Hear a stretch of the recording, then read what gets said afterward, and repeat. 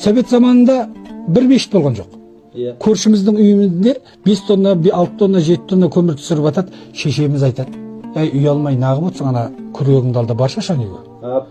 Ал енді қазір кім-кімге көмектесіп жатыр? Ал Қазақстанда 3000-4000 мешіт бар, күнде уағыз айтып жатыр. Бір көршінің баласы келіп көмектеспейді ғой.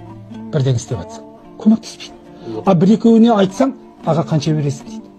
Қанша бересің дегенде біз көзіміз ашылып, есіміз кіріп, етегіміз жапқалы естіген сөзіміз емес. Осы жақын соңғы 20 жылдың ішінде естіп жатырмыз сөзіміз. Қанша бересің аға? Масқара десеңші. Масқара ғой. Ау, баяғы қазақи сенімнен айырылып бара жатырмыз, Мұхтаржан. Қазақи сенім деген не? Туған нағашым ғой. Қойсайыңдар, туған нағашым келіп жатыр. Туған женім ғой, туған апа жездем ғой, туған қыз күйеу ғой, туған құдашам ғой, туған женім ғой, туған бөлем ғой, көз көргенім ғой, ауылдасым ғой деген сөзді жоғалтып бара жатыр. Оны не үшін жазды? Мейірімсіз материалистер мекені мешітте деген. Не үшін шыққан? Пәленше қайтыс болып жатыр деді. Сол мешітте отыр еді. Сосын ол кім деп сұрады. Ол кім деп сұрады имам. Сөйтті: "Ай, ол пәленше." Кім ол? "Ай, бір ан жерде істейтін, күзет істейтін кісі." Сөйтті де қарапайым күзетші екен, қайтыс болып жатқан. Ана имам қасында отырғанға, наиб имамға: "Сен барып қайта ғой" дейді. Наиб имамға. А сол жерде әкім десе өзі кетеді ғой. Мен соның үшін жаңадай деп сол жерде шықты сөз. Өзі бір Құдай тағала бір періште ма, білмем кім екенін айтты, көзіме көрінбейді, құлағыма сондай сөз келіп тұрады да, сол жерде жазып аламын. Мейірімсіз материалистер мекені мешітте деген сөз сол жерде шықты. Тек сол жерде сала қойды. Мейірімсіз, қайталап айтамын, материалистер мекені мешітте. Анау күзетші деп еді, наибқа: "Сен бара ғой" дейді. Қасында отыр. Ай, сол күдікпен айтып қоя ғой дейді. Қалай мешіттің ашылуын жүргіздім. Ай, мешіт, сен де аман бол. Әділбай, сен де аман бол деп үйге. Жайлауда жатып, киіз үйде.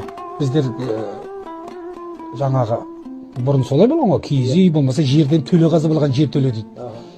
Сонда ана жұлдызға қарап, аспанға, айға қарап, жұлдызға қарап жатып, ана қасында жатқан баласын әкесі: "Ей, шырағым, ана жақтан әкең, атаң, жеті атаң қарап тұр, нағашы атаң қарап тұр ана жақтан.